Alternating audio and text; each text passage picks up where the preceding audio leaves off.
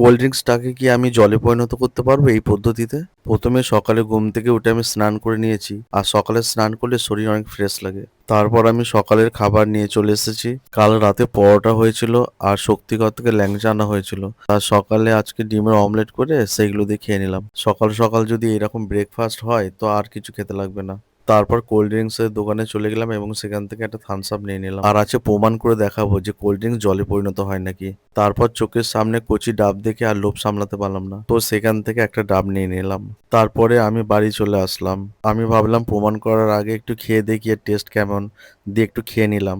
এবার আমি দেখাবো কিভাবে এই কোল্ড ড্রিঙ্কসটাকে আমি সাদা জলে পরিণত করি। আর তোমরা ততক্ষণে আমার চ্যানেলটাকে সাবস্ক্রাইব করে একটা লাইক দিয়ে দাও, যাতে আমি ভিডিও চাইলে সেই ভিডিওটা তোমাদের কাছে পৌঁছায়। তারপর আমি এক এক করে সবকিছু দিতে থাকলাম। প্রথমে কোলগেট দিয়ে দিলাম, তারপর লেবুর রস এবং লাস্টে শ্যাম্পু দিয়ে দিলাম। দিয়ে এটাকে ভালো মতো লাগিয়ে দিলাম। তারপর কোল্ড ড্রিঙ্কসটাকে ঝাঁকাতে লাগলাম, দেখলাম জলে পরিণত হয়ে গেল। না, কখনোই জলে পরিণত হয় না। আমি কদিন ধরে অনেকের ভিডিওতে দেখছিলাম তাই বানালাম।